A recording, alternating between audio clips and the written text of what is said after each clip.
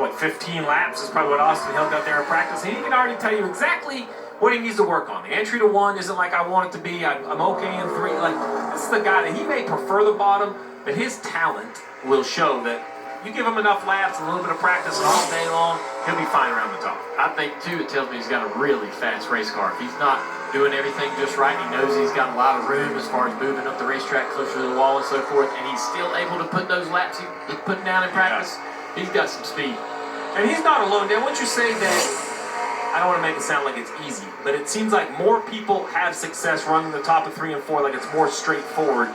Seems like entering 1, I don't know if it's the angle or the shape of the corner, but just from sitting on top of a pit box, Alfredo is going to be a top 10. Guys, they definitely right here as they turn into 1. I think it kind of forces them off the wall a little. Yeah, you would look at the track and think that they're identical corners, but they're anything but. Turns 1 and 2 is a little bit tighter of a corner, so when you drive into the corner, the car really starts to lose front grip, and you have to slow the car way down. So with losing front grip, you're never going to enter right on the wall because you're going to drive into the fence if you do that. Turn 3 and 4, though, it's just a slower radius entry. And so you actually, I tell you know, the speed that I found on this racetrack was entering on the wall in turn 3. Right on the wall. As close as you can get to it on entry. There's a lot of speed to be found there for drivers that can do that. You would never try that in turn 1 and 2, though. It just doesn't work. Landon Castle. I've been waiting for this car right here. The car looked good in practice. Landon Castle is known as a pretty good qualifier. Always seems to find grip when the tires are new. I wanted to see what this 10 car had. A pretty good 1, too. There you go. You're listening to the radio. Pretty good 1 and 2. It's on the 2nd channel. I've got Landon hearing that. See what he does down here. Front tires look pretty calm, like he's not sawing the wheel too much. Good exit. A couple hundreds there. Gives them back here. He didn't run the top like Creed did. Going to give a little bit coming back to the line. And now 10 cars to go to run for the pole. Here, I think 2/10 is quite a bit. Should be enough to be able to get in the pole. So far, so good. Daniel Hemrick to the top. You saw it though, Junior. It was a solid 10th, maybe a smidge more coming off the bottom, right? So to your point, you know, the top definitely had an advantage. Now we're going to be comparing to Hemrick, who ran the bottom. So if someone runs the top and they're close to even on corner exit, they should be making time back all you call it cars in a row, or you're just going to get them all right out of the way here. A.J. Allmendinger in the red, now in the green down the backstretch. Anything but a smooth weekend a week ago. Looking for a little bit of positive vibes heading into this race. Had those loose right side wheels late Oh, going. you got loose. Nope, got loose. Car just sitting around, not quite comfortable for him through turns 3 and 4, not able to really get in the throttle for the exit.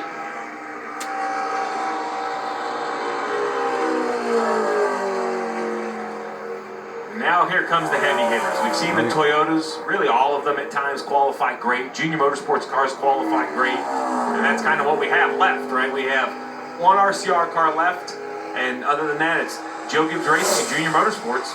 Eric Jones, not on the bottom of the racetrack in 1 and 2. Look at the speed. Oh, 100. Drove the car into the corner, just let it go where it wanted to go. Same thing down here in turn 3 and 4. Not quite to the bottom.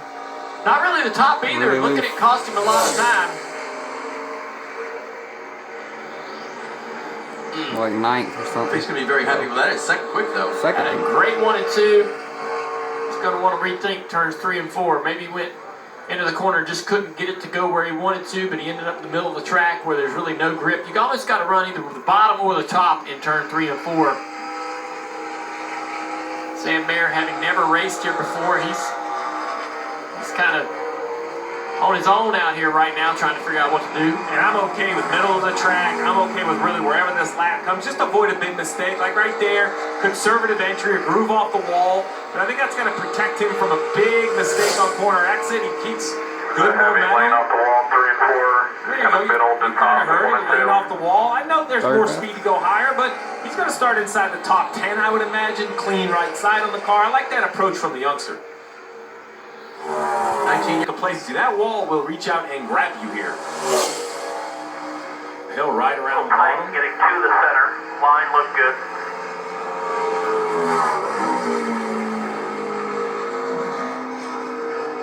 Fairly high entry for Hill into 3. Yeah, and versus Hemrick, he should make up a bunch of time on exit. I don't think he can make up that much.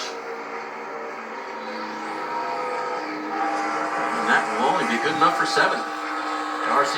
RCR cars that were so quick in practice, not able to back it up in qualifying. Good look at Daniel Hemrick there, watching to see Trevor Bane how back. many of these drivers he can dodge. Trevor Bane's in the green. Trevor Bane kind of snuck past us in practice, didn't really show up on the sheet. Yeah, he's not going to sneak past you here. Wow. Yeah, you're going to come out here in qualifying and put one down.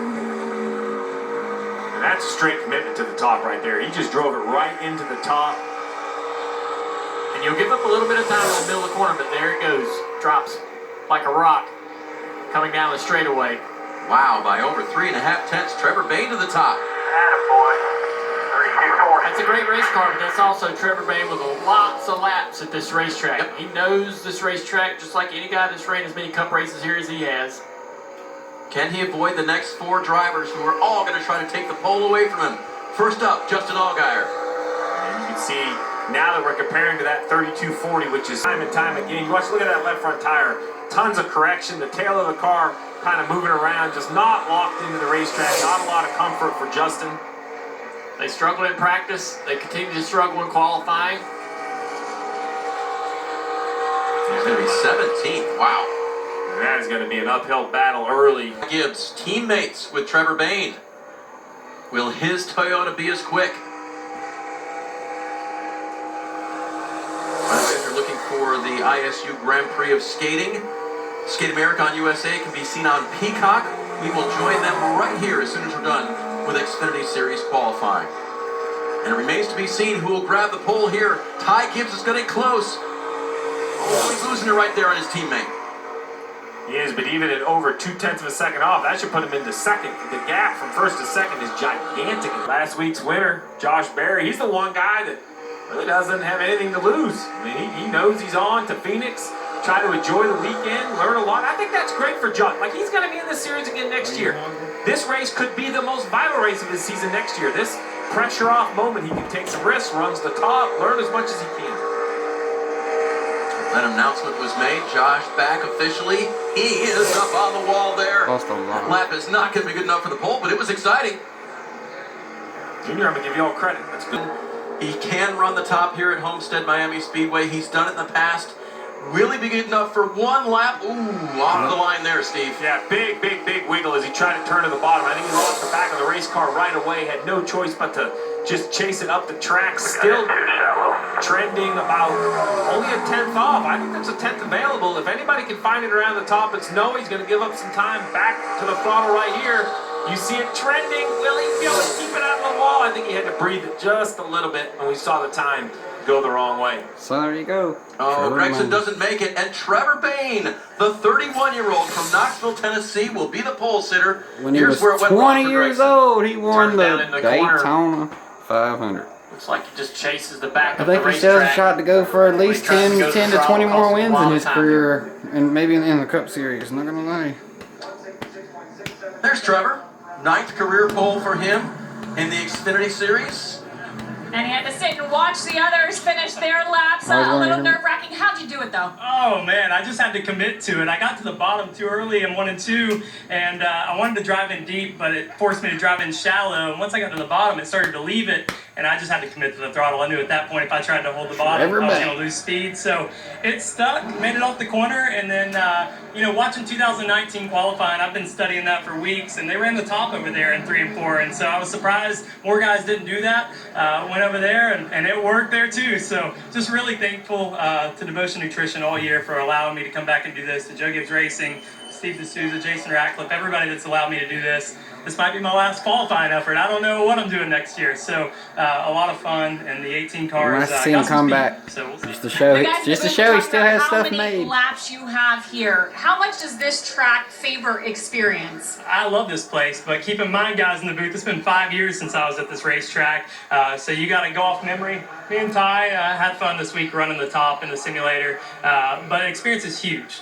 Knowing how to run the top well is a game changer. You can take a 5th place car and win with it if you know how to enter on the top. A lot of guys feel like they're running the top, and they leave a couple feet, and that couple feet makes all the difference in the world for speed. So just again, I'm thankful to be here. We got a front row starting spot, and see if we can make it last. Last time in the 18 this season,